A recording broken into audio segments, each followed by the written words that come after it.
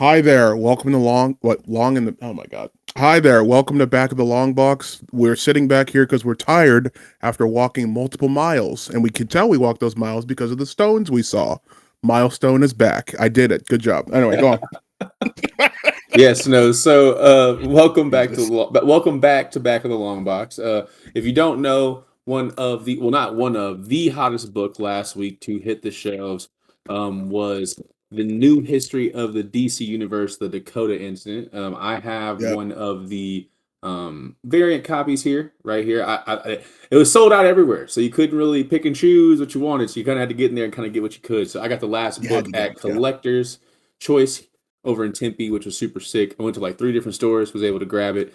And yeah, we want to kind of talk about what this book means for us as fans of Static and Milestone, but also for what it means just to as a book, how we thought about it, like review wise.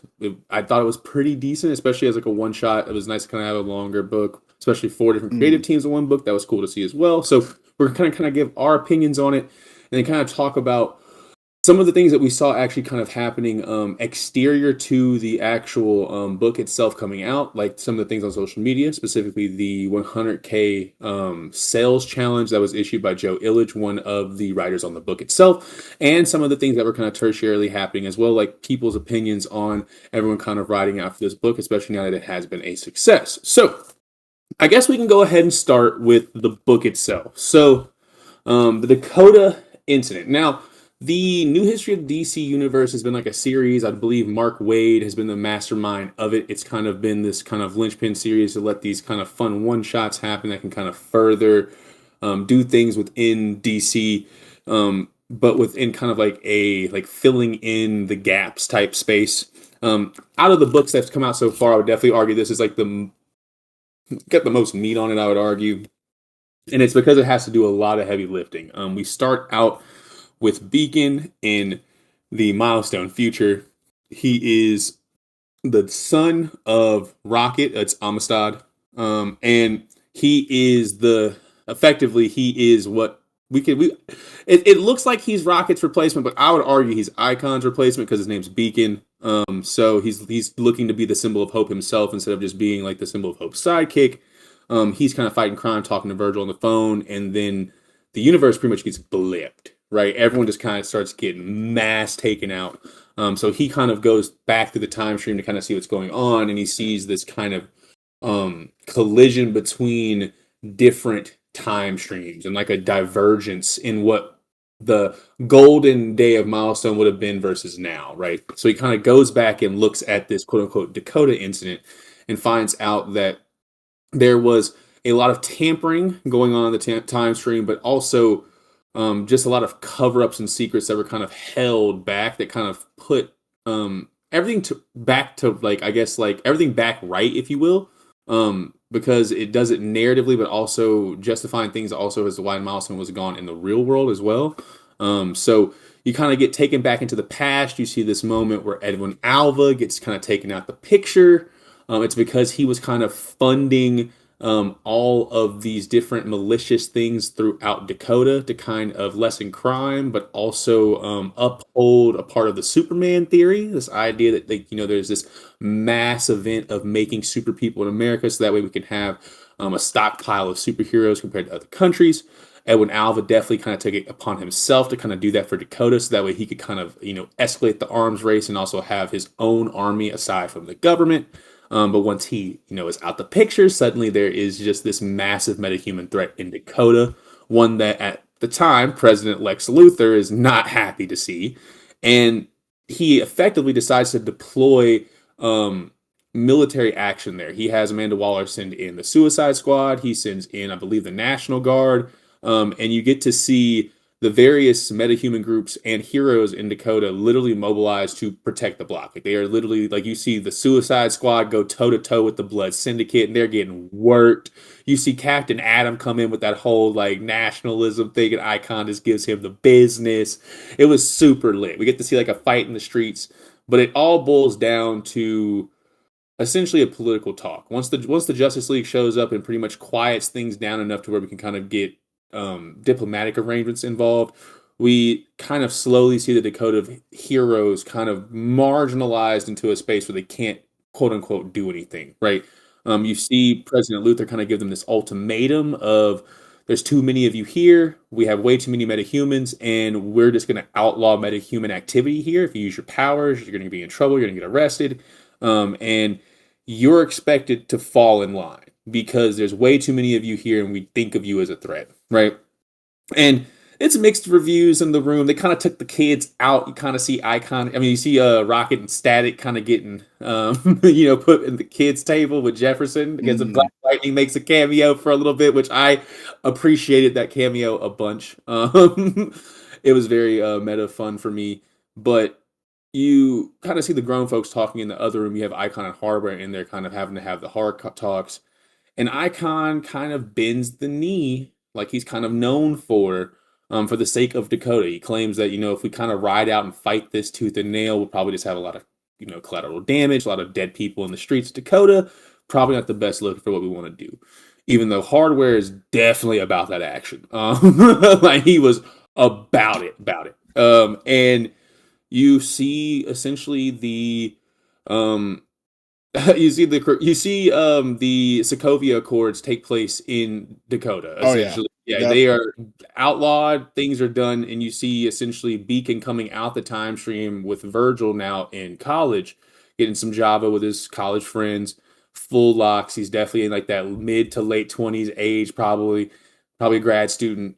And like you see Beacon kind of like put like, finger to chest and being like, you the first hero, right? That means you got to fix this. It's like he had to make a decision, right? Who am I going to go talk to? Who am I going to convince to fix this? And like, the easy option might be go talk to mom, right? Let's go talk to mom. Mom can fix this. He said, nah, dude, mom's got this. She raised me. I know she'll be fine. But we got to make sure Uncle Virgil's got to figure this out because they convinced him not to fight. And he's the first hero of Dakota, which is a bit contentious. The original Milestone, it's kind of debatable whether or not it was Icon or Static. I think Static technically was active in the streets, though, when Icon first made his appearance, though. So it was kind of like, what do you mean there's a Static, right? So I do like this propping up, but that's effectively where the book ends. It kind of leaves with like Static going back to his room, being like, I need to go find my outfit. I need to go put my suit back on because Static's back, right? And the book took humongous swings, like 4 different creative teams. We had Joe Illidge, we had Stephanie Williams, we had Morgan Hampton, we had Nicholas Draper-Ivy, all writing different portions of this, essentially each act. We had so many different creative teams. We got to have Dennis Cowan on this book. We got to have so many other amazing people that were new to come in on this book and like really lend a great look. Like I really loved how Virgil looked in the last act. He looked so lit. So we want to kind of just give you our opinions on the book to start, and then we can kind of talk about what this book, how its impact, because it is the #1 selling book right now in the stores, at least for the week that it came out. It actually sold out at the distributor level. It went back for a second reprinting, which is very quick for it to be going to reprinting the next week. And that's awesome. For Lunar to have run out of books, that's a good sign. It means that we were unless they didn't print 100,000 copies, right? We're going to get that 100K challenge like satisfied. Now, it's very possible that DC set us up to fail, right? It's very possible that DC only maybe printed like 60 or 70 or 80,000 copies and like, it sold out at the distributor level because they didn't believe in it, right? But even if the capacity isn't there, regardless of what, the tail of the tape looks like, we sold this book out. And that means a lot for Milestone, hopefully Static if he can get it ongoing, but also for, creators like us who can kind of sometimes see a rising tide sometimes whenever we can get people to rally behind books like this because it can bring a lot of new readers into the door. So I want to kind of start there. Don, what were your opinions of the book? What did you think of this one shot? Dang, okay. I actively wanted more time in the world that was made here. If there's one thing I can dock it for, it's like how palpable they made everything here. And I wish we got to spend more time with a lot of the ideas that were in there specifically. Like the gangs are a problem. We get a top down view on a lot of the issues here, and we didn't get a lot of stuff that was up close. And I think that would have really helped sell a lot of this. You can easily make this like 120. You can make a whole arc out of just the one shot we got. I could see a whole trade. Like it was so massive in its scope, and I think it did a really good job in terms of what it focused on. But like I'm mad because like the whole like Bronze Tiger like having to like have a crisis of faith mid fight. I'm like, I wish there was a bit more build up to that. Like we had like, oh my god, I'm so sorry. Like President Luther is both my least and like Right? Like, most oh, favorite version dude. of Luther. Like I Yeah, no, love it's him. It's Lex that is most Lex. Sorry, his most it, Lex. like Excuse me. he Doom will kill your entire family, and he'll be like, "Yeah, I have no problem." Like Luther will laugh at you, and he'll make you like burn the mat. Like he's a disgusting individual, and I hate seeing him do anything. That being said, he was perfect to be like, "No, you guys in particular don't get to have fun." Not like just oh god. Like it's appropriate, but like, I just when he showed up, I knew it was over. Like him shaking Icon's hand, like I legit almost wanted to vomit. I'm like, I hate you for shaking his hand, and I hate him for making you shake his hand, and like him and Static trying to get him and it not working during the handshake meant that he like had some kind of protection in place too. It's electricity, so he either had some kind of grounding or something else, but like just he's such a scumbag, and I absolutely buy into him doing this. So this was it was really cool. The visuals were immaculate. We getting Beacon's perspective the whole time. Like he's got. I understand like kind of a bit of why we got the information the way we did because he's getting a lot of it jumbled into his mind as he's moving through the time stream. So we're getting the beats that he needs to kind of make his call when he lands. Right. So that's an excellent bit of what is the word for that? I don't know. It makes the context that we get make sense. So ludonarrative synergy? I don't know. Something. No, that's video games, but you get it. That was cool. Um Hardware was probably my favorite dude here. Like he's just about his business. I love that guy. Oh yeah, dude. He's a Yeah. bad dude, bro. Curtis is cool, hmm bro. he's sweet. Just, God. No, it was a swell book.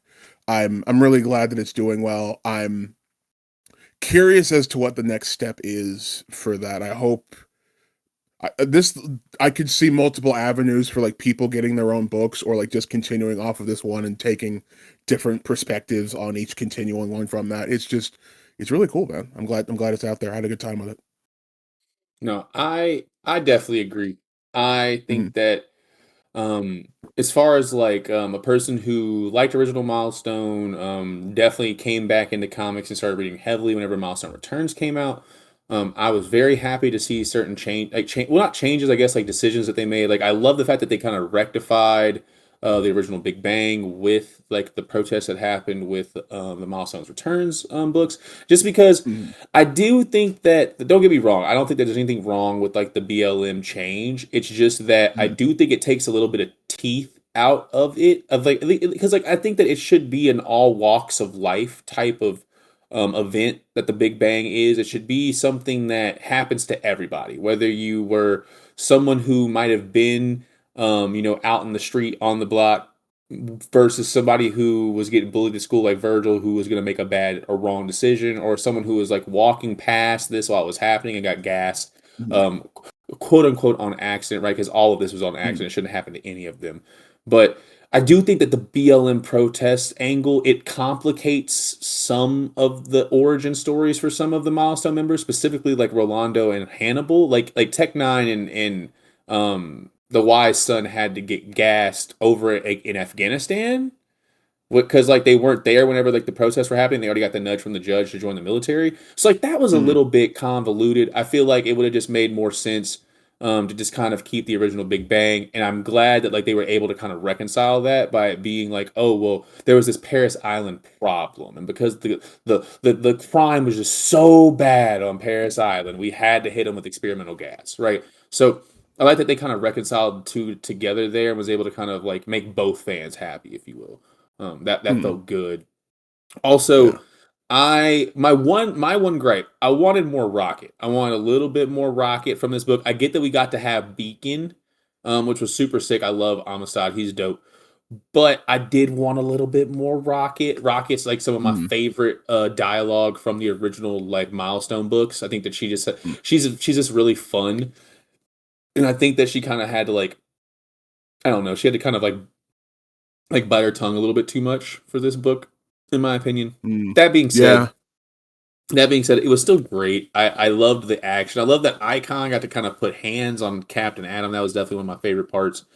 I Oh agree with yeah. you on Bronze Tiger as well. I do wish that we got to see a little bit more from that there. I think if we had maybe had a little bit more time, like you said, Mm, it's there were so many the grand architecture here. You know, you're only going to get so many pages, and you really had to kind of hit mm, these beats quick. And considering that they did yeah. have to hit everything so quick, I can't Yeah. get mad at it. But yeah, Mm, I can definitely, now that you say it, I can think of some like 120 page masterpiece where like we really get to sit down and like watch them like slow deploy people in, and like people like we get to see the effects of people like then deciding they want to jump into battle, all of these things.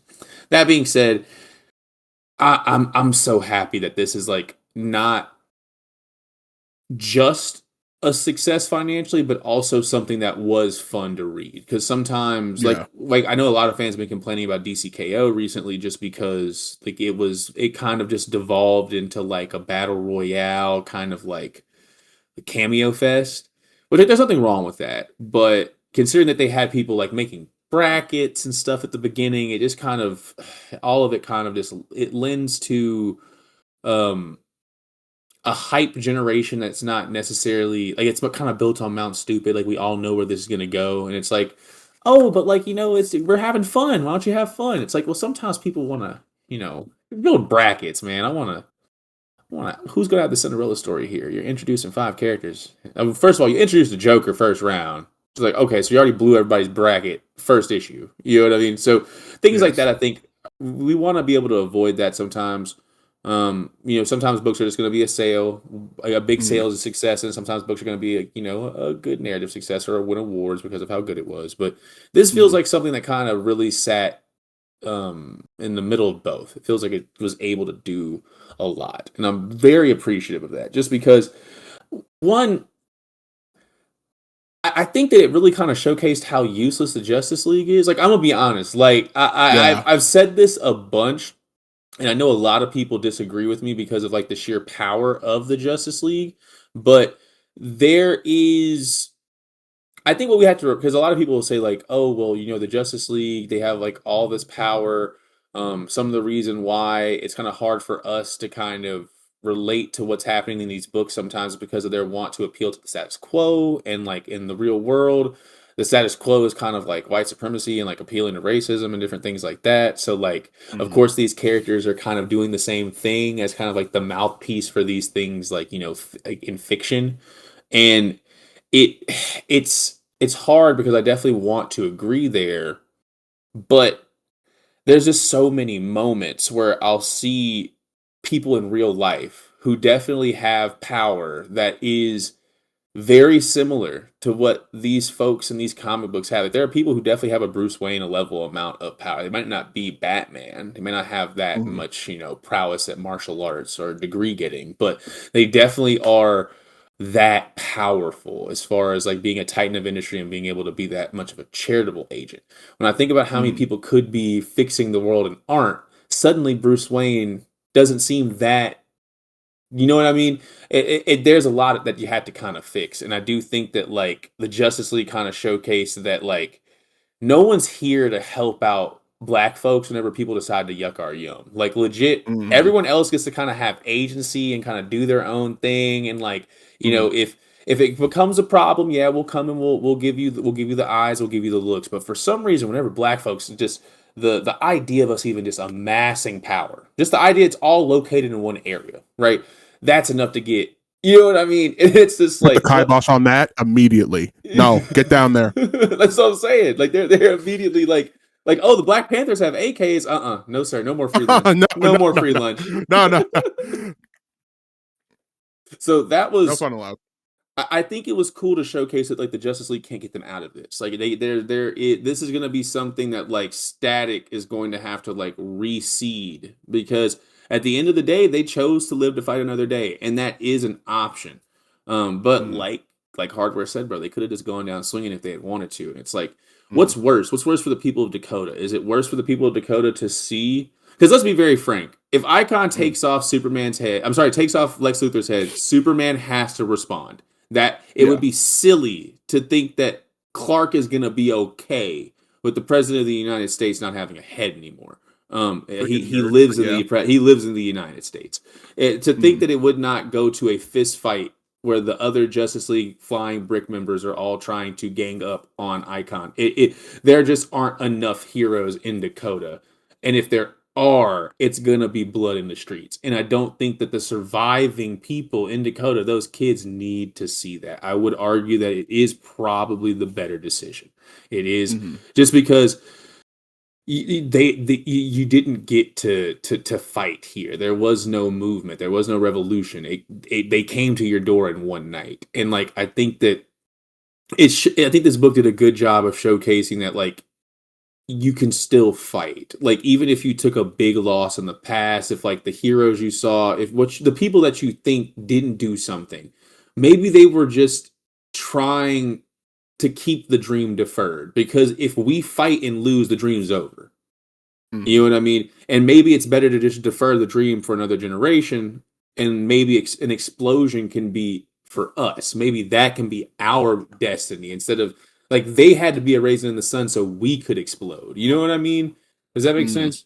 Like in like That a makes a Harlem lot of sense? sense. Yeah, yeah, yeah. You So like, know, go ahead. yeah, no, no, it's just pretty sure you were saying. I don't want to cut you off. It's just Oh no, that's no. It's just mm, I love this idea that like we look at people who came before us and like the fact that they weren't able to do more and why didn't you help us more, why didn't you do this, and it's like well mm, maybe they did, and that's the sad part. Maybe this is mm. what that looks like, and I think This that is what yeah. yeah, and like Static gets to be that because they decided to just live to fight another day, Mm, which is sad. It's very sad. It's sad that like mm. it's sad that the answer isn't just cleaving off people's heads and saying all right so I win. It's just not that easy. I wish it was that easy. No, there there is something really important about Icon's decision. I forget if he said this verbatim, but he's like, I can't like I'd be okay if we had to keep fighting. Superman's got nothing on me. I'm thinking about Dakota, you know, like these other super people that would be like they would be stuck if we decided to keep fighting, right? So that is like a god awful decision that you have to make because like you're not fighting the people that want to fight are going to be like why didn't you fight, and the people that are still vulnerable because you're taking this deal are still vulnerable. Like it's a no win. Someone's going to suffer, someone's going to die, and it's about like loss mitigation at that point. And I get that so much, and I'm just so angry that they were put in that position. But you know, hey, who would maybe it's because that's my life. You got to think about because it's not even funny. Like being a superhero is immediately undercut by like the people you're in community with, which they wouldn't have to worry about if they didn't care, if they didn't live there, and because they care, they're suffering for it. Yeah. It's nah, it's terrible, and I think they did a really good job kind of portraying that. I'm glad that they decided to give that time for people to percolate. We got like a bunch of different perspectives on it. Duh, dude, freaking Black Lightning being like, you got to do what you got to do. Like that, I'm like, you know what? You Yes. sucked, right? You sucked until this moment, and now we're cool. Yes, I feel you Yeah, on that. I feel the same way. Just yeah, because, like, I love when Virgil told him, he's like, "Man, they used you just like they used us." And it's like, oh mm, man, I just thought back to the Black Lightning TV show, bro. It's like, mm, I just immediately was like, man, I love Jefferson to death. I do, but it's like, brother, we wanted a Static TV show, bro. We can't even yeah. pretend, bro. You can't even pretend. They gave us Black Lightning and Naomi and said, if you mix the two together, maybe you get the interest of. You know, okay. I think if we can't propagate the dream, we need to pass on the indignation, and not for its own sake. Being mad and being cathartic, that's That's good. It's good that we feel emotions, but that needs to be what begets change. We shouldn't just be passing it along just so we can feel angry. I'm not mad that we don't have a Static Shock show because it's not fair. They're not giving me something. He's a cool character. They're sitting on him. They're doing nothing with him. It took like what he hasn't had an ongoing ever, and we didn't. He hasn't been on television for like 20 plus years, Mm-hmm. give or take. And they just don't. They could have done that. How many Batman things have we gotten? How many Justice League things have we got? He hasn't even cameoed. Did he cameo in Young Justice? I don't think he was even Yeah, in there as Static, was he? he was, but it was very lame. Like he was like just like essentially Jefferson's mentee, and he like couldn't get a girlfriend. Uh, That was the whole vibe. uh, Like, oh man, why can't I get a girlfriend? I gotta imagine. get a girlfriend. It's like, man, the Don Juan he can get a girlfriend if he wants to. Okay, what No, is all like of this? What is all this? they have milestone. Like they, I don't know. It makes like remember why you're mad. They have cool stuff that they're just not using that they're not giving away, right? And here, let me be very clear too. Like Marvel trying with Snowflake and Safe Space and falling on their faces in hilarious fashion.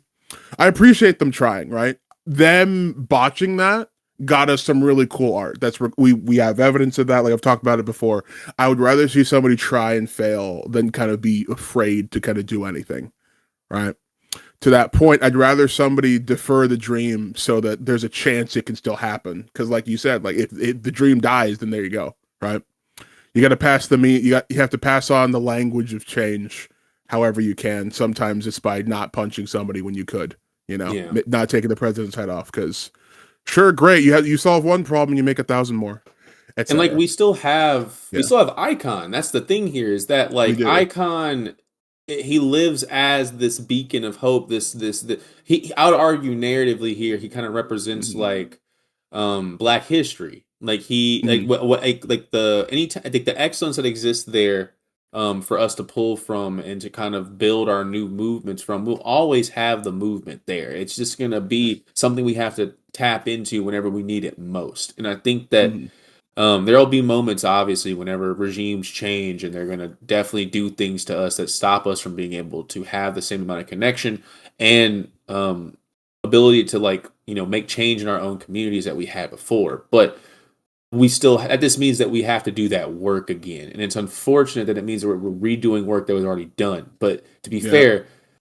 it's a generational thing for a reason. We Mm-hmm. can't expect institutions that our parents created or our grandparents created to continue to serve us if we don't go and like tend to the mortar. We can't like we have to Mm-hmm. go and do the landscape. We have to go and pay the bills. Like we have to go Mm-hmm. get inspections. We have to keep this thing up. And like Yeah. it's cool that like Virgil's not alone. The second he puts his suit on and decides to start flying through the sky again, suddenly Icon might pop up at any moment. And like that's kind of Mm-hmm. the beauty of it all is that like the second we can kind of get Icon back up and running, now the movement's back up and running because people like Wise will be willing to want to see himself as a hero and not just like as a gang member.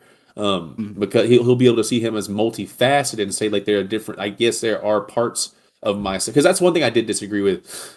I understand why it's important to say that like the Blood Syndicate weren't heroes because the Blood Syndicate were active before Icon or Static. But Mm-hmm. I would argue that what they are to Paris Island is heroic. They do heroic things. It's just that they had to figure out what the leadership structure was going to be for their like organization and like it runs on under gang dynamics. This is how that is. It's the most realistic for who they are as people and it's the most pragmatic way for them to assemble if I'm going to be quite honest. It might Mm-hmm. not seem pretty but like there's not much difference between like a gang and a militia outside of like funding and like how much you train. So Yeah. I would argue it's just kind of like step one towards that. And like that's definitely what Mm-hmm. they want to build themselves up to, especially whenever Tech Nine's leading the group. Like he definitely is on that JROTC type vibe where he's like, all right, y'all, you better fall in line. I'm wearing the cap. You know what I mean? So Mm-hmm. I I'm really excited to see what we can do here. I really hope Oh yeah. that a static ongoing is something we could get from this. And if Mm-hmm. not that, I hope that they at least pick a character within DC Mm-hmm. that we could get a black ongoing title for, whether that be whether it be a John Stewart Green Lantern book, whether it be a Joe Mullen Green Lantern book, whether it be which is going to be hard for any Green Lantern to try and get them an ongoing that's not just Green Lantern, right? Yeah. And I personally would love to see a Vixen ongoing. We've never had that before. I think that'd be really cool. I think she has a lot of potential for that, especially if you get someone like Stephanie Williams to write that book. And I've seen that she wants to try and do that with someone like like Sanford Green on the pins. That would sell, dude. That would sell. Bitter Roots artist with Stephanie Williams on a Vixen book. That's gonna sell. Like I think that Really cool. if we can position a book like that to get an ongoing, and then we go and we show out, and then Virgil come, I'm fine with that too. Because I understand it's going to be kind of hard to fix these milestone characters into the grander universe now. Like what one person was saying was that maybe we need a fourth pillar title over at DC, like something to run alongside action, detective, and sensational comics, like something essentially like milestone comics being like the fourth pillar, and like it just is like a recurring monthly book that just follows the different characters within Dakota. I'd be down with that. I think so too. That'd be fun. Something like that's like they do World's Finest, but between like Hardware and like Icon and Rocket, like something similar in that dynamic. That'd be fun. Give us something like that. Let us buy it. Let us show you that we will buy an ongoing, because that's the one thing here. The miniseries and all that stuff, they're nice, but like a lot of people are not about to just come and shell out for 5 books and then leave. You know what I mean? Just to say they got it. Yeah. It's just not going to happen. They want to be able to sink their teeth into something. And yes, I think DC could learn from Marvel's mistake with Miles Morales by giving a black ongoing character something that could go beyond 42 issues, because that's the thing they keep doing with Miles. They keep on ending him on issue 42 and then restarting because he was the 42nd Spider over at Alchemax. You know, you know what I mean? They're gonna find a way. They're gonna find a way to tell you know what? I think this is a good time to end it. You know what I'm saying? End on top. You never know when they might just say, you know what, we don't want the black guy no more. Let's just end up on top. You know, that's how they acted, man. Yeah. God, no, I was just talking with somebody about how Spider-Man is in one of the better positions, and how Miles is like kind of getting a lot more traction now.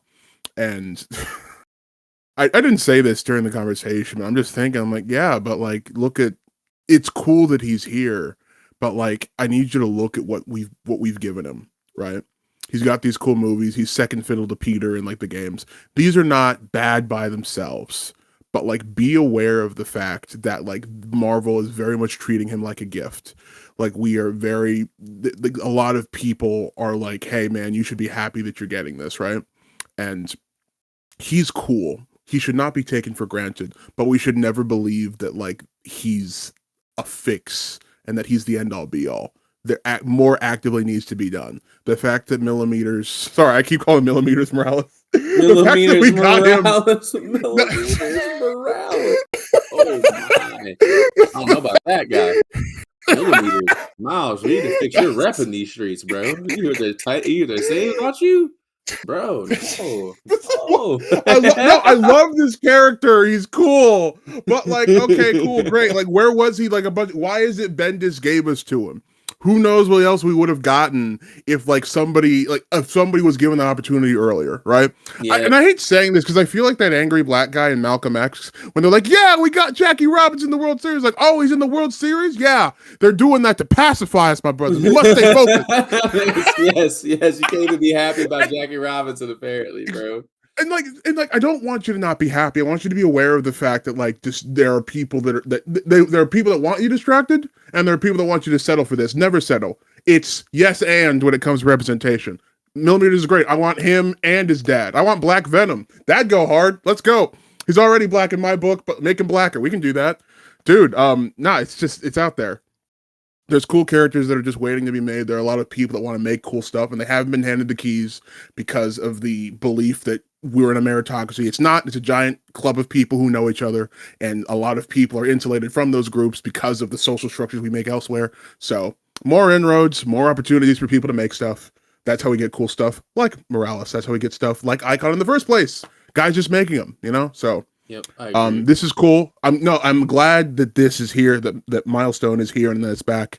I really hope they take advantage of the opportunity that they have to like operate in this world.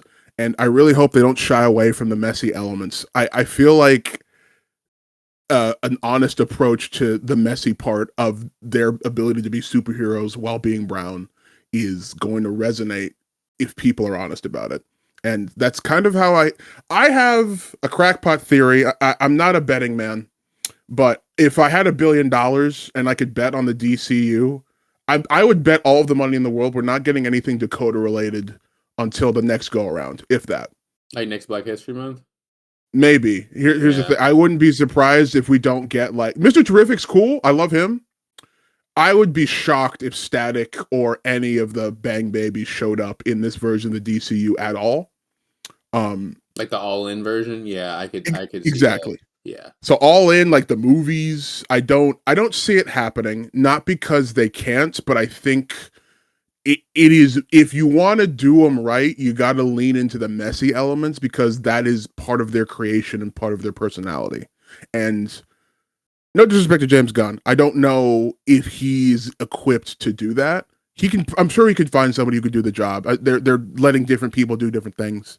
I'm not going to say it's impossible, but if I had to bet, I have a feeling we're not going to get something at the scale and seriousness of the new history in regards to Dakota Incident in the movies. I don't think that's happening, but that would I be cool. I I'd be I down. think I think you're definitely right. I think you're definitely right. The my one I will play devil's advocate for a second though, just because I could see this through line. Sorry if there's like craziness going on in the background. Phoenix loves to be loud. No, you But good. Good though. um just because James Gunn has been asked a lot in public whenever it comes to like static and like a movie or different things like that, I would not be surprised if there is this plan to kind of like through line him, because let's be very Mm, frank, I would argue that the Blue Beetle movie was looking to kind of stir up a similar type of vibe, mm-hmm, at least from like a movie making perspective, like the idea of a young superhero, diverse background, it's like family oriented but he's like tech based, but it's still kind of like a like he gets to fly, all this different stuff. There's some elements there that really play into like the teen superhero type vibe. mm-hmm, Plus the blue and black type suit, things like that. I would argue that Jaime not necessarily getting the big. Like, don't get me wrong, Blue Beetle was not a flop in my opinion. I think it definitely did well, especially having to be like a late COVID film. mm-hmm, But and like I think the movie itself was fine. Like I liked Blue Beetle, but I mm-hmm, you can tell that like they were posturing Blue Beetle in a way to kind of be what it seems like the fans want out of Static.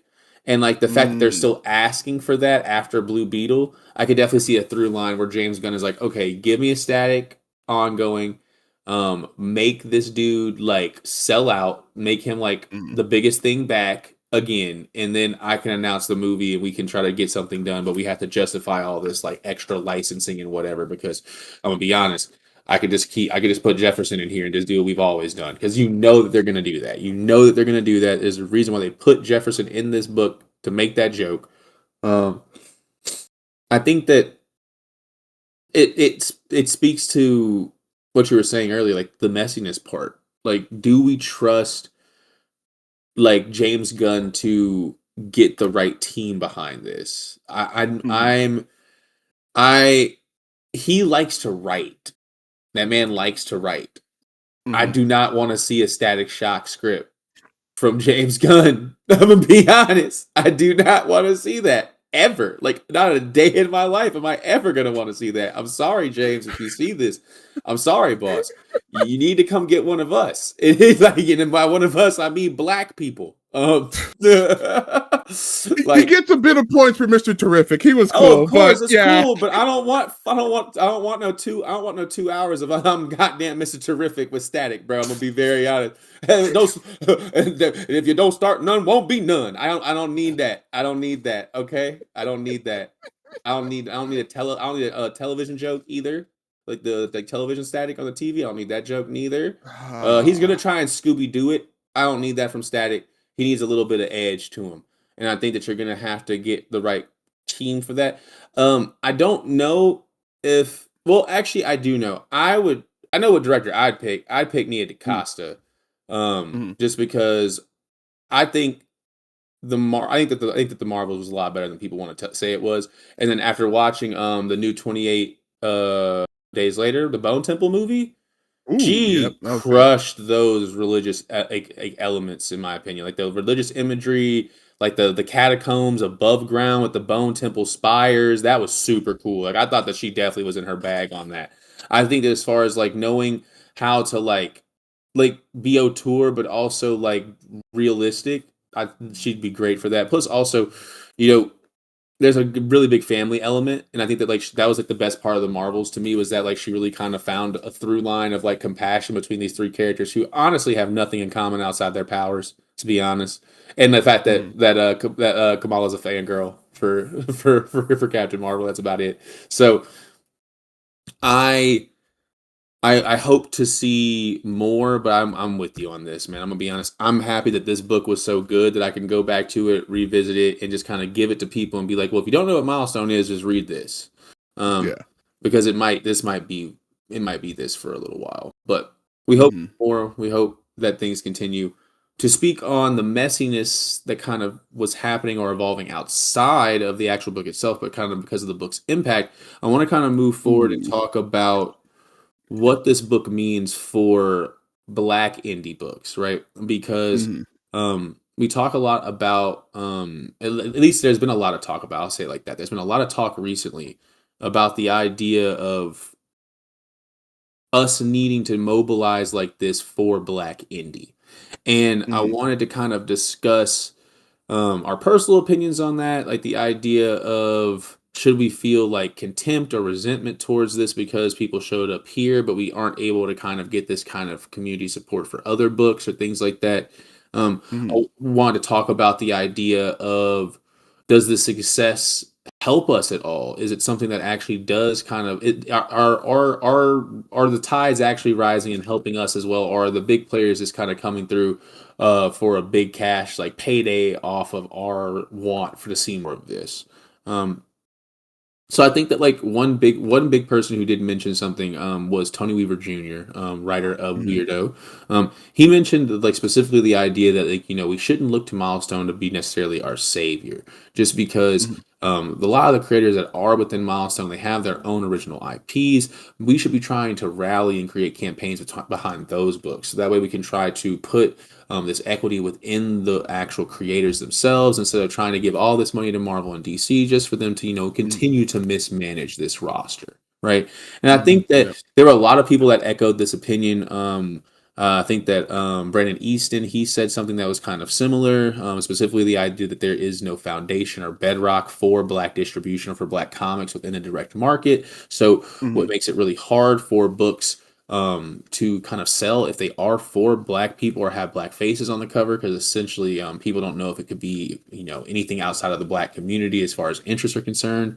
Um, Mhm. so I kind of I kind of critiqued this one when I kind of put my own 2 cents in and kind of said, I think that, rising tides, ships need to kind of rise all together. We need to kind of show out for this if we want to kind of expect people to kind of ride for us. We need to kind of stoke the demand for a want for black comics, if you will. Um, Yeah. and I got responses from both gentlemen. I think that they were both a little bit stern with their responses at first, but once they realized that I wasn't, someone that was going to be kind of like obtuse back, they were very, very, very kind. I got follows back from both of them, and I actually Nice. I got some homework from both too. Mr. Easton wanted me to go and watch his full video on the topic, which I got a good amount. I went and got some really good advice from a person who's been doing this for 20 years, and I think that Mhm. anybody who's been doing this who's a black person in the industry should just go and look at his video just so even if you do agree like with me and think that maybe there is some pessimism behind these words, you can Mhm. hear the history that brewed this pessimism, right? So I definitely recommend Oh you to go yeah. check out Brandon Easton's video.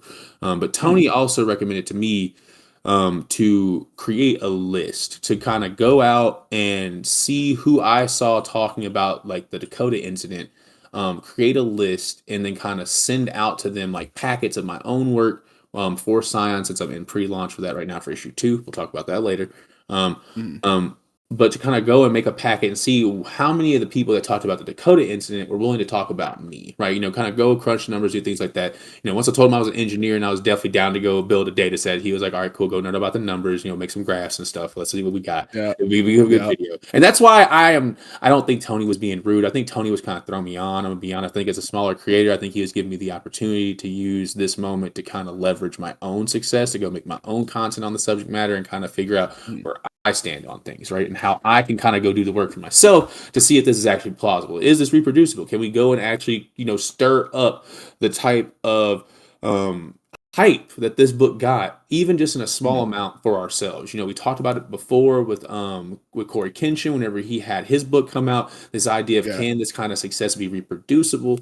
So Mm. yeah, that's what I've definitely kind of started. I'm making the announcement for it a couple of days. By the time we launch this, it'll definitely be there. But we're going to, on my end, I've been developing this thing that I'm calling the Blacklist, if you will. Mm. It is not Yes. necessarily a list of Black creators or people in general, but they are a group of people that I saw talking about the Dakota incident and who I think would be an advocate for books that might not get the amount of shine that others would. Some that might Mm. be blacklisted in the minds of some. I thought that maybe you might be an advocate for that, and I decided to put you on this list. Now, I felt very stalkerish. I'm gonna be honest, going through and getting the information off of people's social medias and putting it into an Excel sheet felt akin to something that should get you put on a watch list. But apparently, this is networking. I was told this is what you have to do to succeed. So Mm. I will be sending out essentially, effectively, a cold call, unfortunately, to these individuals in a couple of days, just to see if they are interested in kind of creating this union around sticking up for the books that maybe other people aren't willing to. It's Mm. 100% people choosing on their own accord, and I'm not sending this list out to anybody. I'm not making the information Mm. public. If you are on the list, it's because I sent an email out to you. But I'm going to Mm. be opening this up out wide because, like I said, it was very creepy to collect the information for 100 individuals. And I want this to be more than 100 people. I think that while Tony would probably be impressed with 100 data points because it is a clean 100, 100, everybody knows 100 is not statistically Yeah. significant enough to be any sort of data set. Even 1,000 is probably not statistically significant enough. It's a nice start. Mm. And that's Yeah. where I would like to build this list out to. The idea is that once we open this list out wide to you guys, that we get more individuals who believe in this, that are out here making content, showing people their pools every week, and want to Mm. show indie books a part of their pools as well. So we're going to try and Mm. see if we can kind of make this go out wide and try and see if we can generate this out for folks like us. Because the idea would be that, we give the blacklist to every member on the blacklist, and then they could just give this list to the people that they think are the most appropriate. It would be very much an honor system, quality assurance type thing. It would be us kind of saying, okay, Mm. for the sake of what we think other people would like and for the taste that we have, I want you to kind of see this too. And it's Mm. also just, we're giving people the opportunity to immediately say, I don't want to be on this if they don't want to. If you hit me with an email back and say, hey, I'm not feeling this, please take me off, we're doing it. So it's going Mm. to be about trying to build community and trying to create like a living mailing list that can kind of be available for the books that are just not getting as much shine as possible. And that's why Mm. I say the blacklist in the regards of books that are quite literally going to be not taken seriously all around. We want it to be Mm. all books of color, all books of sexual orientation. Like if you want to show who you love in a comic, we want to be able to showcase that too, because those Mm. need just as much safeguard and protection and trying to find their communities and their like audiences as well. So it's about kind Mm. of building this out wide and seeing how it can serve us, the indie community, the best. So Mm. that's been my thing. I've been trying to kind of build that up, kind of taking Tony's Mm. advice and trying to see if we can maybe make something actionable. Hopefully, have a Mm. statistically significant turnout. At least 5%. That'd be nice. 5% turnout's That'd be not great. that bad. I'll take a 5% turnout. Um, Yeah. right, and I think that's where I'm at right now. I'm trying to do the work to see if it'll work. Right, I'm Mm. trying to work it, see if it'll do. Because you have to do the work to Mm. work it, and You have to. even if it doesn't, right? I want to show that if we were like if someone is a mad lad enough to kind of go and coordinate all these people together and say, hey, this is my book. If you like it, could you maybe show it to somebody? that could be enough to get plenty of us to our funding goals, especially in in the modern Kickstarter environment with how like hard it is to even get people on the platform. So um, Yes. I'm optimistic. In the face of pessimism, I am being the optimistic light skin. And we're gonna hope that the maths at the end of the day. We're gonna hope we got some cool graphs. Yes. We're going Tableau. I'm gonna have a good time. Um, Hmm. but I wanted to hear your thoughts on it. Where, as a Hmm. person who's at multiple Kickstarters, as a person who has a Kickstarter that's about to launch in a couple of days, where do you stand on the idea of being able to like mobilize Black spending power? Is it something that we are we wasting our time? Should we just be kind of casting broad seeds everywhere, or do we need to have a bit of a focus towards individuals who do want to see us in the first place, so that way we can at least see a smiling face whenever we're out here trying to tell people about our work? It is it's textured. As much as I would like to kind of just be supported just for being brown, that's great. I would want you to get something from me if you liked it, whatever your skin color is, you know? So, first and foremost, I think it's really important that whatever creator, whatever they're doing, you got to think that what you're making is cool. Like what I was at an art show a couple weeks ago, and this guy, he's like, I want to do a comic. I'm like, why haven't you? He's like, I don't know. I feel like it's not good enough. I'm like, really? Like, let me see. And he showed me. It looked really cool. I'm like, okay, well, so what isn't good enough? I'm like, I don't know. Just some stuff. And I'm like, do you got sauce? And he's like, I think I got sauce. I'm like, cool, make the thing. He's like, yeah, if you're waiting for permission, here's the permission, right? Mm-hmm. It's not, you need to like what you're doing. You need to think it's cool and you need to make it. And it's not always going to feel that way throughout the whole process, but like you got to make the thing so that people have the opportunity to tell you that it's cool too. And people are going to tell if you're just doing it to do it, right? Buy in, actively understand why you're making it and why the world needs it. No, I agree. I Listen, agree. the world needs my mecha sports comic because it'd be cooler with it in there as opposed to without, you Hell know. yeah. Now, I don't want so like the core is you have something to offer. And if you don't believe that, you're not going to want to offer anything. So when it comes to mobilization, a lot of people don't know that there's stuff like ours out there, period. It's not even funny. Like I didn't know comics weren't anything other than superheroes until like I was almost like an adult, like 14, 15, right? I didn't know you were just allowed to do a comic about like just a dude in Canada who was like fighting to get a girlfriend, right? And that set everything off. Like you can do whatever you want, and human beings make these, you know? So we got to get out there. We need to go where people might not expect us because we now in this moment it is easier than ever to get into an enclave where you don't see anything else, right? Um, we need to be considerate about how we get into these spots, but like we need to let people know we're doing this stuff. Social media posts are a thing. They're actively trying to throttle you, but putting yourself out there and figuring out how these algorithms work, that is a task that people are well suited for, and we need to be paying attention to how that stuff's being cracked. Like Kai Cenat, Mr. Beast, these are people that like were able to capitalize on moments, and we can look at what they're doing and attempt to replicate it. In the moment in time that it happens. It gets harder because you know how it goes. Whenever a door gets open, they usually gets closed after a minute. But like it's important that we're vigilant as to how news is getting around. So we got to make the thing. We got to make sure we're telling people that we're making the thing. We got to actively go out and support the things ourselves too. And we can't be fake about it. I have gotten some people being like, "Hey, look at my Kickstarter." And I'm like, "Okay, I don't really like this." Not an indictment on anybody here.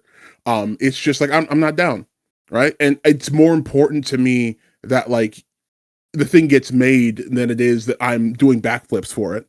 But like I can't be fake about that. I don't want to support like whenever I ask somebody like, hey, would you talk about this? Like, I want it to be because they like it, not just because they think I'm a nice guy or whatever. Because like I hear how people like they're the whole like fake I'm being kind.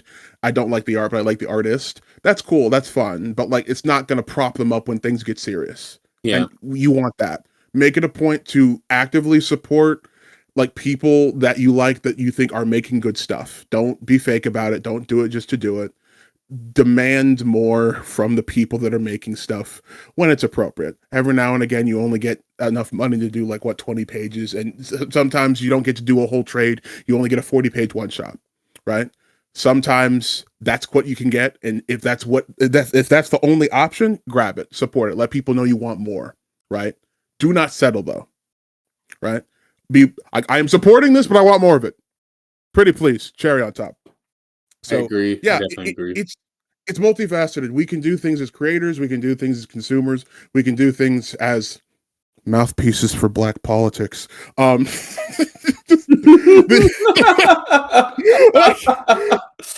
Oh man. I'm sorry. That was I understand the logic behind like I don't want people to think I'm one of the bad ones, and like I get that. Like your existence is inherently political because that's how being alive works. I'm Yeah. sorry. No, So 100%. like I agree. you can't, people will assume your position, period. So you might as well go out there and make it known. Like I'm supporting this book because it's cool, etc. That's it. You don't got to be weird about it. If you don't think it's cool, let them know. I was prepared today to tell you that I thought Milestone was mid if I thought it was mid. And there are things that I don't like. Like I said, I wish there was some more time. That's the biggest thing. We got such a distant view. We didn't get the time in there. But like, if we're not honest, we're not having that conversation, we can't get those improvements, you know? And in that conversation, we had like maybe one day Steve DC is in. He's like, oh, you know what? I like the way that Mark and Don talk about stuff. I will give them an ongoing. We'll focus on a different guy each episode. That'd be cool, right? We can't get those changes if we aren't talking about them Yeah. in a nice way. Pretty please, don't be rude.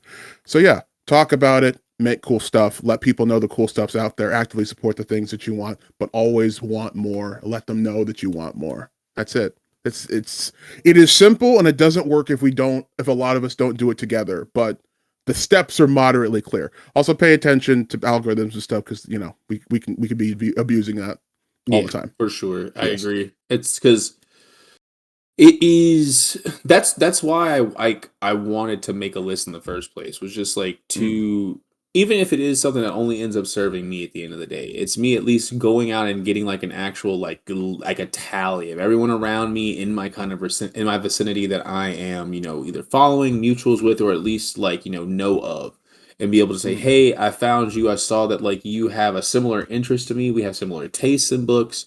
Maybe you would be interested in my book. And if it's not something that you're interested in, I completely understand, because like at the end of the day, we're all very busy. And a lot of you are going to be very, very famous people who probably need money to be able to reference something. I totally get it. You might be on contract, different things like that. If you think I'm cool, I could use a leg up.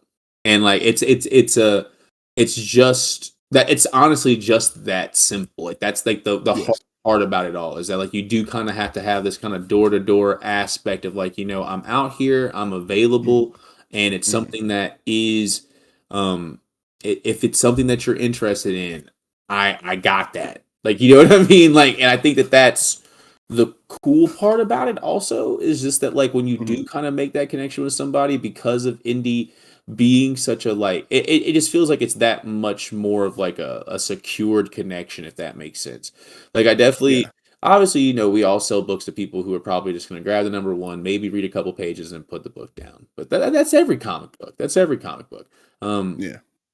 It's also the idea, I've also heard also amongst a lot of folks, the idea that like, oh well, I've seen a lot of black indie comic books that just aren't, they aren't up to par. I just don't think that they look that good. Sometimes they just aren't that good. And it's like, I think that's true. I think that's I think that's true of any space at all. Whenever it comes to the independent portion, there's going to be the SoundCloud rapper who's going to go on to being Chance the Rapper, and then there's going to be the SoundCloud rapper who's still on SoundCloud and telling people to go check out his stuff, and is doing their thing, but not really growing. And I think that that's what I think this book can hopefully change in people, the spirit of pessimism. I'm hoping that we can get people to, yeah, it's going to suck. Yeah, it's going to have a low turnout. I'll have the statistics available for you to see my failure. But every person that does, decide to ride for me or back the book or do anything of the sort, it would be, it's that much more of the beaten path I've taken to kind of make my dreams possible. And I think that that's the cool part about this all, is that, Joseph Illich, he made a challenge on social media. I want to sell 100K books. Can we do that? and the community road out. I think that even if we're able to say, hey, I have a Kickstarter and I need to make X dollars, can y'all ride out? As long as Mhm. we're able to get our book in front of enough people, hopefully the audience is there. You know what I mean? I think as long as we're making stuff that is, up to stuff, you know what I mean? Which we Mhm. are. I would say we are. I see more good books than I see bad books. I personally see. But Mhm. that being said, though, I don't go looking for trash that often. I'm gonna be. I don't go looking for It's what it trash. is. It's what it is. Listen. I'm not going to sit here and pretend I've only put out high quality work. Some of the stuff that's coming out now is like almost half a decade old because it took that long to get it done. So the people that worked on it are in better positions after the fact, right? Mhm. It's how it goes, right? Me personally, this is a character flaw for sure. When something's too polished, I actually distrust it. I you feel know, that. I understand that. I like understand that. because like I feel like this is the kind of code that you're letting me know that there's a lot of money behind this, and you're using money to solve a problem that quality or talent couldn't. And this is not a fair line of reasoning that I have, but like because of that, I'm willing to give a lot of grace to something that might not be as professional looking as something from Marvel or DC, but has a cool concept or has a character design that I like, you know. No, I definitely And agree with that. yeah, yeah. And I'll say one more thing about kind of like what we have to do. I leave this out because I very much am I need to make sure I'm doing my steps kind of guy. We're not gonna do this by ourselves. I said we, but I didn't specify. As a creator, as like a person talking about stuff, you need to be around like-minded people. Like Mark is one of my good buddies. I've heard like I can actively look to him for like a cool take on something that isn't especially mean-spirited. My buddy Leah, she's a beta reader of mine and she actively likes my work. Stokes, he's hired me to work for him and he actively doesn't like my work, but he can tell me why. And because I have all three of those people in there, I have a textured view of the work I'm doing and how it fits into the work that's coming out right now. I was told one of the books I'm doing is a better con book than potentially a Kickstarter book, etc. Like, so I'm like, what's that based off? And they told me, the only way we're gonna do this is in community. We can get a lot done by ourselves, that's true, but like we're gonna do it faster in tandem. We're gonna do it, and yeah, that's it. We're gonna do it faster in tandem. Make sure you're around people that are doing what you're doing in a way that you like. Make sure you have at least one cheerleader. Make sure you have one guy who like you can trust to give you fair critique. Make sure you have um not a rival per se. You want somebody like in the same like kind of realm as you that's like at your same level that you can actively track the progress of. And it's not about comparison. It's like, okay, cool. What are like how are we doing? How are we running our race? Can I make adjustments because they made adjustments? You know, like are those adjustments for me? Will they help me run my race? Yes, no, etc. So yeah, together, guys, as one. Anyway. Actually, I was thinking about that the other day. Like the idea of like lift as you climb, like that like the whole talented tenth like ideology and all that. It definitely had a very elitist vibe to it. But whenever you think about like lift as you climb from like the rock climbing perspective, to lift as you climb, you have to do it side by side. You can't You have really to. do it from like a high vantage. Like that's asking a lot. It really is you Yeah. kind of deciding to put down like what opinion is that what it's called? Think that's what they call Yeah. the little hooks. Yeah, you have to put those Yeah. down, share, like, hoist your weight together, doing things like that. That's I think what this needs to be. It needs to be us looking out to the people around us and saying, "Hey, what can we do to make this happen?" Instead of like just looking up at the powers that be and being like, "Why don't you help us?" Like, you know what I mean? So Yeah. yeah, Yeah, no. It's iron needs to sharpen iron. And yeah. sometimes bronze is sharpening iron and you're working your way up to iron until you can get to diamond, League of Legends. But yeah, man. Don't feel like you got to go it alone and if you can see somebody, so if you see somebody who you can potentially help, try to do it if they're not weird. That's my recommendation. Go on though. I feel that. Well, I think Yeah. that about covers it for the Dakota incident. We can go ahead and move on to our Yeah. next section, which Mm. was giving a recap for the recent con that we actually both got to do in person here in Phoenix, which was the Yes. Arizona Comic Book Arts Festival. So, Don, I'll go ahead and let you Mhm. give your recap since you were the person who came into town for it and kind of just tell people about the show. First of all, Phoenix, Arizona was gorgeous. I'm like, it's like Fallout New Vegas, but like not blown up and cool looking. No I death love that. clause. I love that. Yes. No, the death claws are in Scottsdale. Don't worry, you'll find them. Okay, cool. So there weren't death claws where we were at. That's fine. So I can check out the death claws in cages. Excellent. Um, nah, the town was nice.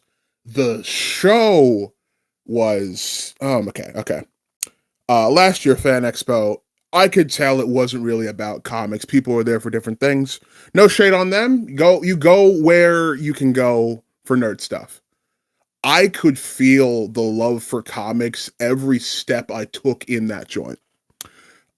Every like I found out after the fact that like every guy was like curated by like the same like person, right? Like they picked the people.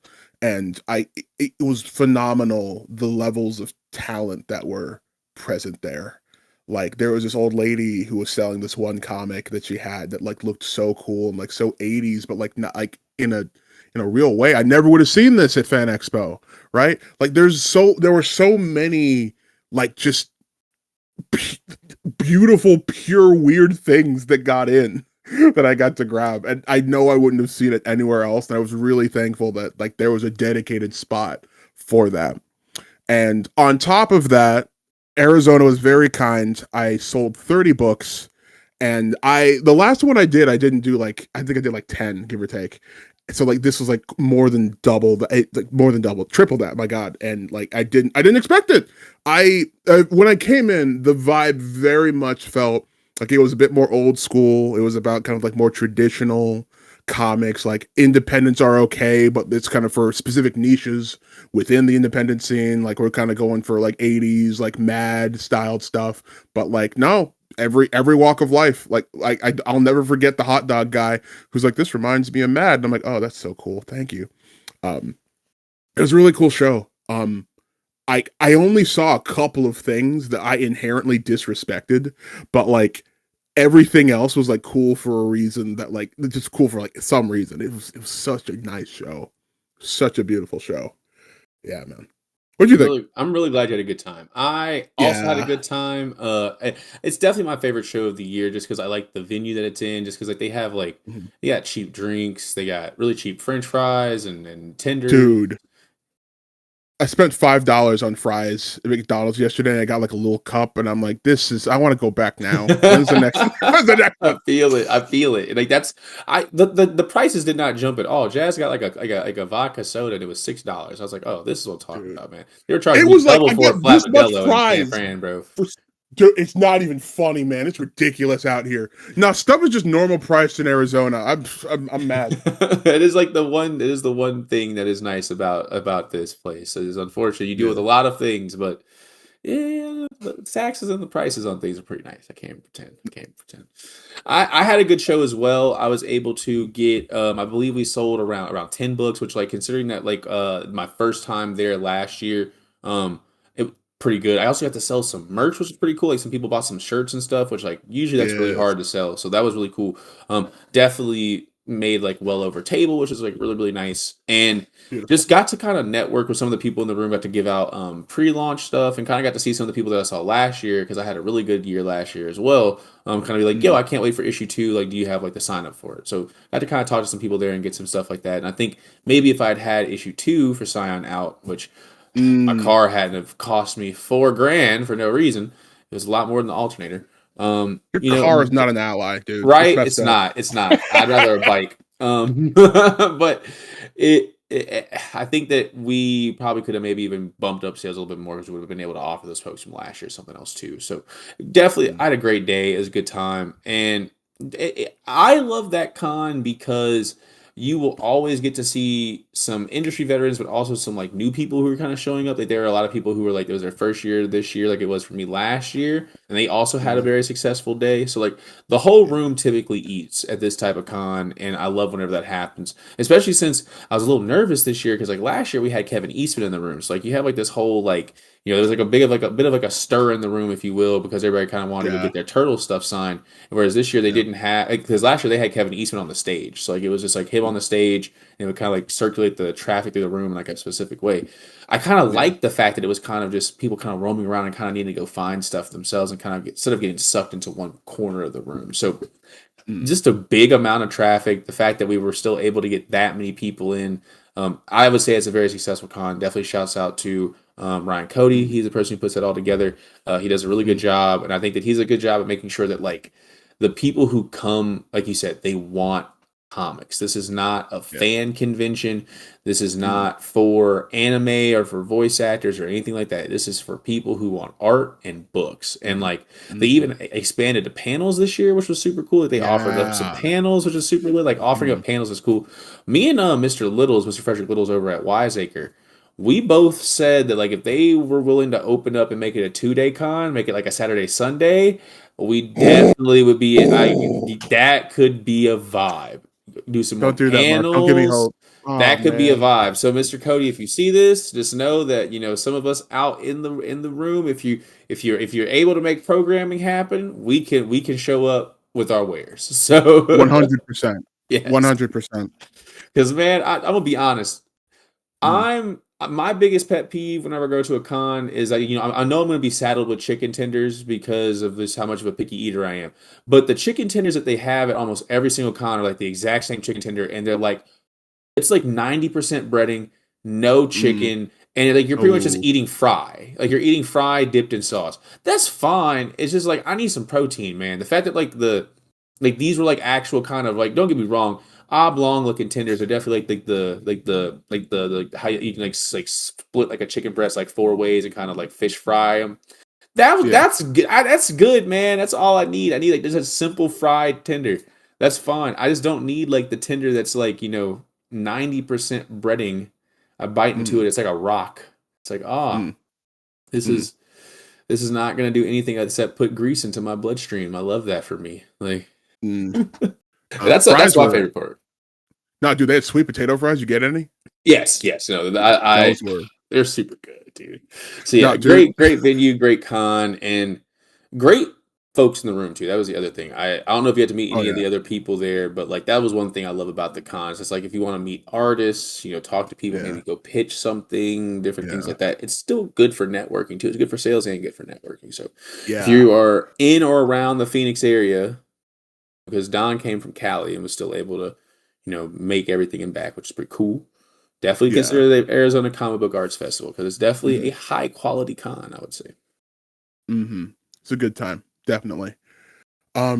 Yeah. Did, is that it for the show? Is there anything else? I think it's about book club time. What you reading, man? What Oh books you yeah, been reading? right. What books you reading? Um. Oh frick, were you gonna talk about Kickstarter? We don't got it. I just forget. Oh I yeah, thought I was gonna do it. you're right. I guess Yeah. we can plug that at the end, I suppose, if you'd like, if you Sure, want. sure, sure. Why Yeah, not? we'll What? talk No about big books deal. first, and we'll plug. Yeah. Well, I guess we can both agree we read this one. We definitely read this book. We read that. We read that. We We read this talked one. about it. Okay. Would you read for book club? I always go first. You gotta go. You gotta go Okay, this I'll time. go first. I'll go first. So I have Yeah. two books specifically that I want to talk about. The first one is Death to Pachuco. This is by Ooh. Henry Barajas. He is a Ah. creator, and I believe he's in LA. But like Henry frequents Phoenix a bunch. He was at AZCAF. Um, he actually was kickstarting this book. And then when it was after the Kickstarter got done, he announced that he got it picked up by Image. So I was able to put an Image logo on top of this book as well, which is super cool. This book is awesome. If you read the back, you can already tell where Henry's on, right? So He just starts. Okay. if you don't know about like Pachuco culture, it is the Chicano culture that was kind of going on during World War II.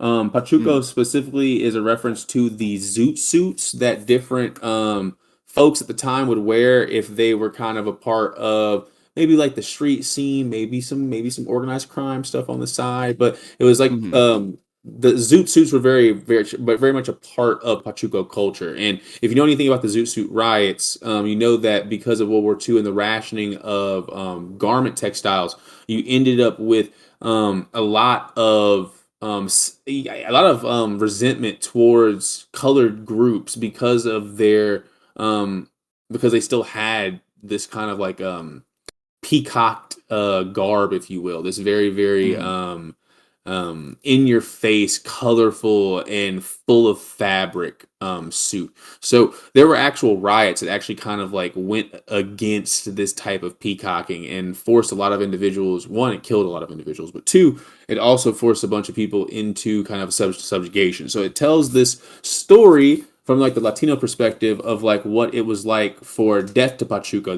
the death of Pachuco culture, but from the perspective of like a noir detective who runs the Mm. Pachuco Detective Agency. And it's kind of like him being like this noir, hard boiled kind of detective during like the height of KKK activity in like Pasadena. Now, Mm. back then it wasn't called Pasadena. This is back when it was still a sundown town.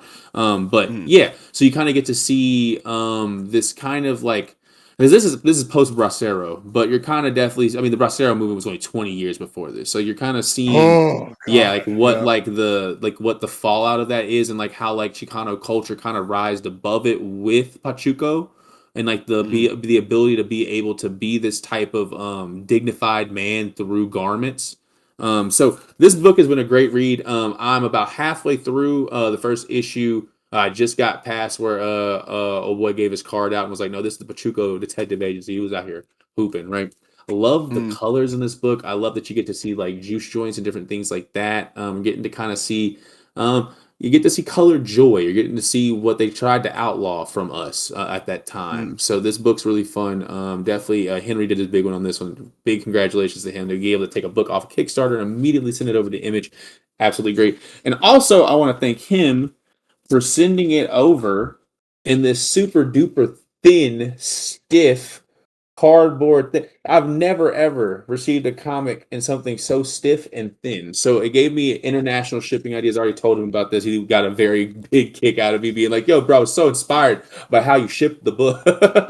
So I got to Mm. kind of tell him about that, and we had a laugh about that. But definitely check out Death to Pachuco, especially if you want to learn, if you want like a historical book, if you're into kind of like that Ed Brubaker type vibe, like if you're a fan of like the Fade Out like me, this is definitely up your alley. Definitely check out Death to Mm.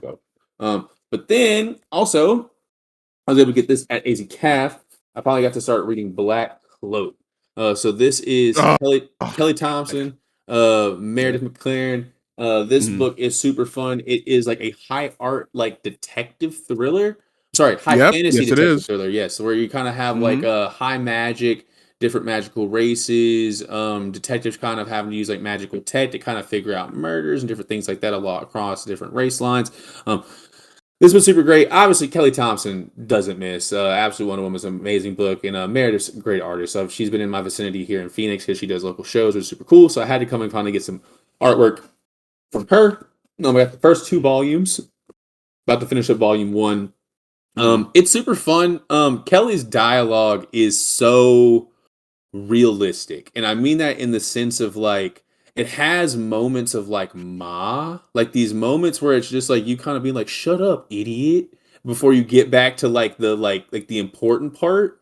And I love that. Like I love that she'll take an aside to like be like human before getting back to Yes. the stuff that's going to kind of move you back on pace. And I think that like sometimes as a person, I sometimes think my dialogue might be a little bit overly serious. Sometimes whenever I read hers, it really reminds me to just take a breath sometimes and just have fun.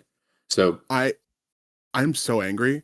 Um I heard about Leah in this book in particular. Nah, dude. She got the last one, and I was doing my rounds, and I'm like, okay, that looks cool. I'm gonna grab it. There were like 5 there. And I told her about like, ooh, I gotta get it. And then she comes back, and I go back when she comes back, and I'm like, oh no, this girl in the thing's got the last one. I'm like, there's no way, there's no way. And you're telling me how good it is, and Leah took it from me. Yeah, And I was like, I got yeah. more in my store. Like, I want them now. I want it now. And she even like drew like a little cat and everything in it. It was super cool. Oh Yeah, it was super God, cool. I'm so angry. Uh, But yeah, I'm that's gonna the two tell books you I've right. been reading. So that's the two books. No, no, real. First of all, I love taking a moment to be weird because, like, we can't turn that off. Yes, I Like, agree. I agree. like just the whole, so whenever somebody would talk about like there being a lack of tonal cohesion, that's never a turn off for me because like life doesn't really care about pacing. You know, we are interested in that when it comes to how we tell our stories in a lot of ways, but I think not leaning into how indifferent random events are to the narratives we try to create is really important. It always feels unsatisfying, but again, sometimes that's just how it goes. So I do like the idea of like we're getting aside to kind of just be weird, because I think the weird moments that you kind of get help. Again, like they're human. They help show that you're alive and that you have stuff going on. I'm a big fan. So that's cool. I'm glad that's cool, and I'm mad that I can't read it, but we'll figure it out. Okay. What I read. Hang on. Let me start digital. I'll end on the physical. I read. Oh my God, where is it? Tell Me Who Your Wizard Is by Gaia Papolia. Okay. It is about. Hang on. I'm just gonna put. That's not good. No, it's not good at all. I'll get to images. So it's about easy peasy. It is about effectively a wizard pyramid scheme in a small town. Like let me show you how to do magic, son. Yes. Hi, I'm a wizard. You tell me what your problem is. I will then take this to another wizard who's a wizard, but not that good of a wizard. They're friends with a wizard's assistant, so they'll ask them for the problem. In fact, actually, the wizard's assistant is not actually a wizard's assistant. Their sister's a wizard's assistant, and they'll take the problem to them. And then if she can't do it, she'll take the problem to her master, who will be like, "What is this for?" And then she'll be like, "Oh, just do it, please." And then it kind of just goes around, and the story opens with a maid coming to the first wizard, Giovanni, and saying, "Hey, this rabbit is the king." Yes, that is the correct response. Okay. And it does not get more normal. I recommend it wholeheartedly. It is a quirky little mystery that gets weirder as it goes. It is one of my favorite kind of like pyramid scheme walkthroughs ever, because like select members are in the dark and other members are completely aware, and this fluctuates over the course of it, and there's a vested interest in some people not knowing the pyramid exists and another vested interest in people knowing that it exists. So it is one of those fun little subtextual things you kind of that you don't really kind of piece together until the second read, but like it was really fun to read. It breaks a lot of rules when it comes to exposition. It tells you what it is earlier on. I usually wouldn't get this much into detail because I'd want you to experience the vibe initially, but like, that's the first couple of pages. What it does with this information is it sets up the personal stakes as it goes on, because they're telling you how convoluted this mess is. You know, it was a really nice read. It was very heartfelt while still finding a way to be very funny. Very serious while being very unserious. It was phenomenal. That sounds fun. Second, I'm a fan. Less quirky, less fun is Expiry Date. Let me find this. By Sloan. Hang on. By Sloan Hong. So it is about an office worker who finds somebody brutally murdered in their apartment complex. And they see a calling card for somebody in the room where the person's murdered. They don't think, they pick it up. And they decide on a lark, I'll just call this number. And who picks up the phone and the mechanics of the world are kind of what's explored after the fact, because there was a murder. It may or may not have been consensual. And you learn very early on that like people are really, really concerned with like dead bodies and what you're doing with them.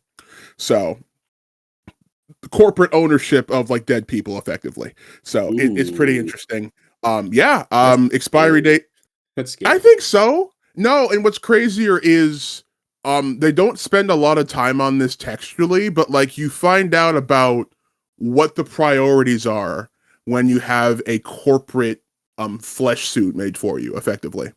And I think they do a lot of really interesting stuff with that. So those I read both. Those are digital. I got those from the comic fair late last year. The short box comic fair online last year. I still need to get through that backlog because there were a lot of good books in it, but I recommend those wholeheartedly. Lastly, there is a good amount of violence in expiry date though, so be advised. Lastly, but not leastly at all, Champ by, oh my gosh, hold on, let me get the full list because it's actually kind of crazy. By Amber Warnock Estrada, Diaz,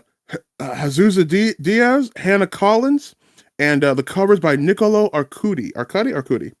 So, you can see an old man fighting. It's a fight club in an old folks' home. And it is not good. When they were when Amber gave me the pitch, I was like, not only do I not believe they let you in here, I don't believe that this is a thing that you wrote and you were okay with. And they gave me their story about kind of like how they got here, and it was really, really touching.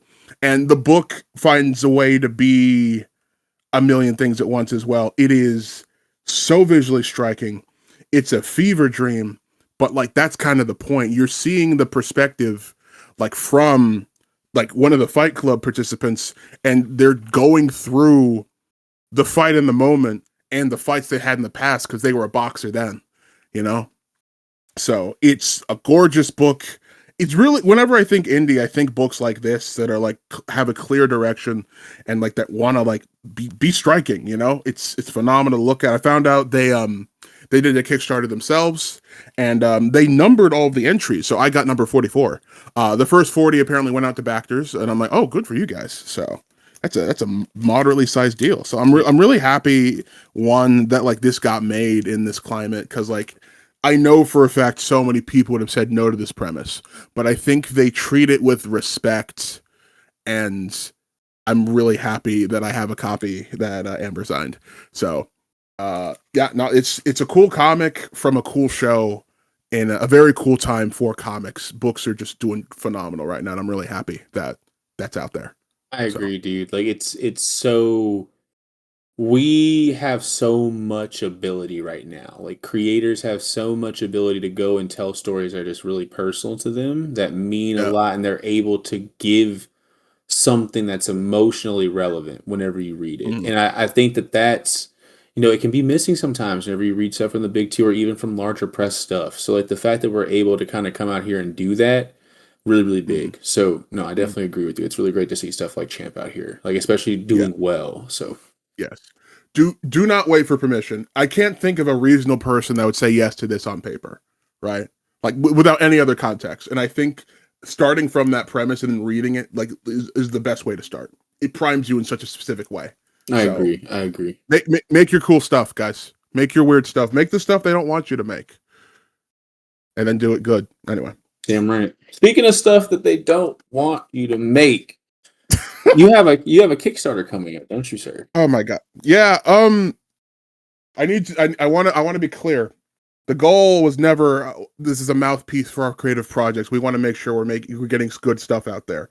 But this is also happening at that time, so we're doing it. Yes, we both got comics.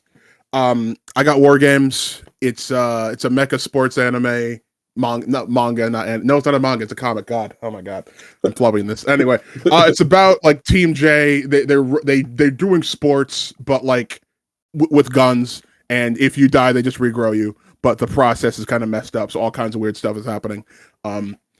He'll have a link. There'll be cool pages up. I want to let the thing speak for itself. If it looks cool, back it. It's launching March 10th. So tomorrow. God. So yeah, it's gonna go till the 27th. So only 18 days. Grab it while you can.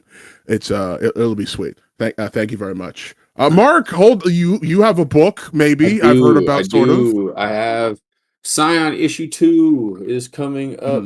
Mm, Pre-launch is available. I beautiful. made these little cards to show off the covers. Mm, We were lucky enough to get a cover from DC artist Nicholas Draper Ivy, which is super duper dope. I still honestly yeah. cannot believe that we were able to do this. Same with Che. Che is still in disbelief as well. We're very, very Mm, thankful. We have the pre-launch and everything signed up. You probably are not going to be able to do it from here, so I will be putting a link down below as well. yeah. But I just wanted to have it up because I've been going around putting this at comic book shops just so people can, like, if they want to grab it and be able to sign up, they can. But yeah, Yeah. issue 2 is coming up. Scion, supernatural thriller set on a college campus. Issue 2 takes off where issue 1 left off, and the Battle of the Bands is going to be a major part of this issue, Yeah. which I'm super excited about because my mom was in the Mhm. band, so we get to kind of I, show y'all some of that band life, some of the how sacred a halftime show is at a HBCU. mhm, mhm.